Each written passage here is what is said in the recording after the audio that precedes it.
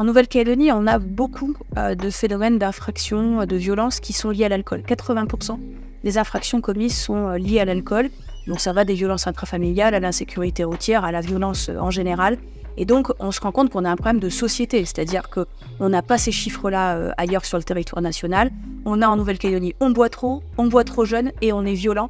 Ou en tout cas, on a une réaction à l'alcool qui est pas bonne. Les citoyens auront des idées qu'on n'a pas eues et des idées peut-être un peu disruptives sans être finalement bloqués dans le cadre institutionnel de chacune des collectivités. Donc l'idée, c'est de dire que les citoyens nous proposent des choses. Donc il y a d'abord une première acte de candidature avec un formulaire sur le site de la province qui permet aux citoyens de rentrer dans ce qu'on appelle le comité de gouvernance, qui sera le comité qui va finalement traiter le sujet pendant les prochains mois.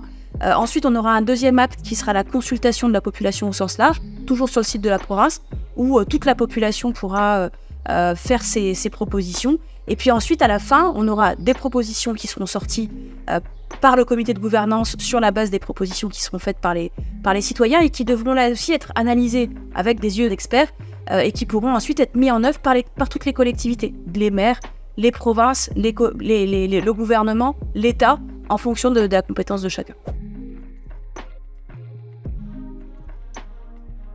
On s'est rendu compte en fait que la génération à laquelle j'appartiens était par exemple pas sensibilisée du tout sur les problématiques d'environnement. On n'avait pas du tout, quand on était jeune, d'inquiétude sur le réchauffement de la planète, sur la protection de l'environnement. Les jeunes d'aujourd'hui sont sensibilisés.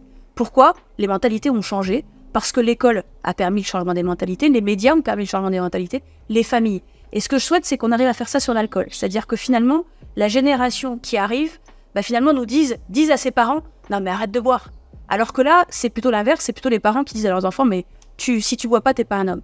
Et donc je crois que vraiment, c'est ce que j'attends, c'est des propositions qui fassent évoluer ce problème majeur de la société calédonienne. L'État soutient ce type de démarche. La province sud, c'est la province qui concentre une très grande partie de la population calédonienne. Qu'une initiative ait été prise en la matière, la lutte contre l'alcoolémie en province sud, évidemment on nous soutient.